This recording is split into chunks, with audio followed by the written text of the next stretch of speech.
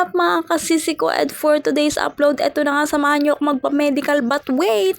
Daanan muna natin tong pinaprint kong ID picture. Yes, eto yung napili ko. Salamat sa mga tumulong sa akin mag-decide kung ano ba talaga yung ID picture na ipaprint ko. And eto na nga, waiting na lang ng bus ang person. Yes, para isang sakay na lang talaga. At eto na nga, nakasakay na ng bus ang person, at habang nga nakahinto yung bus, ayan, ayos talaga ako ng ayos sa buhok ko. At this point kasi hindi pa ganong tuyo talaga yung buhok ko, kaya kailangan ko munang iladlat at hindi ko muna talaga tinalian. Natatakot kasi ako na baka sumakit na naman yung ulo ko na basa pa tinalian ko na. At eto na nga, nakababa na ako sa bus, and for the lakad naman tayo ay nandito tayo sa Palihan, Hermosa, Bataan. At mag-reminis muna tayo saglit. Naalala ko yung pinakauna kong medical is dito din sa Spectro, and nahimatay ako noon. Oo. Ayun kasi yung pinakaunang beses na kinuhanan ako ng dugo. Year 2018 nga pala yun, yung sa pinakauna kong trabaho yun. Tandang-tanda ko pa talaga yung pangyayari na yun. Yung tipong ilang minuto lang kapag kakuha sa akin ng dugo ay talaga naman nagdilim agad yung paningin ko, na para bang dinibdib ko yung nawalang dugo sa akin. And eto na nga, dahil sa sobrang aga ko, sakto alas 8, ayan, walang tao, ako yung pinakauna, diba? Inagahan ko talaga para ba magawa ko pa yung iba kong dapat gawin pag uwi ko. And eto na nga, kailangan muna nating sagutan or fill upan tong nasa papel. Basic lang naman yung mga tanong nila dito. Tatanungin ka lang kung single ka ba o married, tapos ilan na yung naging jowa mo, sino ang pinakamatagal at bakit kayo nag-break, at syempre maniniwala kayo doon. At kung mapapansin nyo nga, ay ayos ako ng ayos sa cellphone dahil nga andulas pala ng lamesa dito. And at this point nga ng buhay ko ay patapos na ako mag-fill up dito sa papel na to. And at this point naman ng buhay ko ay waiting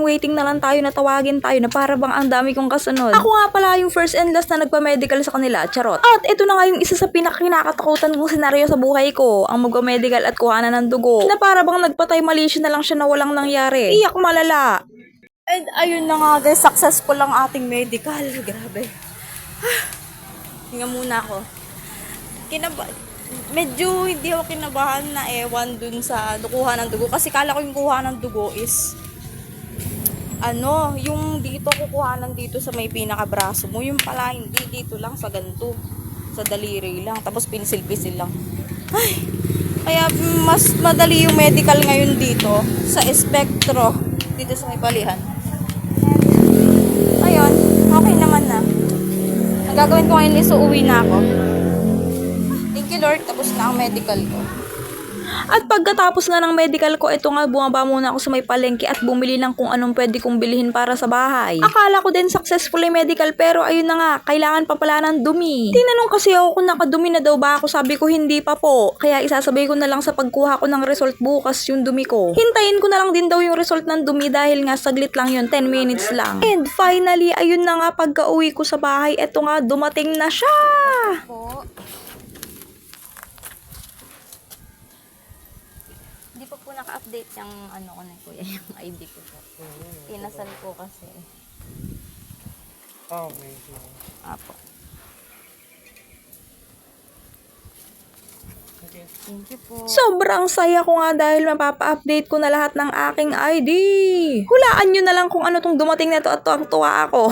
Thank you Lord talaga dahil umabot sa deadline bago pasahan ng requirements namin ay dumating na talaga to. Ito kasi yung pinaka-importante na mahalaga para ma-update ko yung mga ID ko at makapag-change status from single to married. Ito nga pala yung marriage certificate o marriage contract na lang, which is naka-PSA form na siya, yes. Abot langit ang tuwa na para bang hindi niya gustong makipaghiwalay. Well anyways, hanggang dito na lang muna mga kasisi ko. Thank you for watching hanggang sa dulo. See you on my next upload. Babush!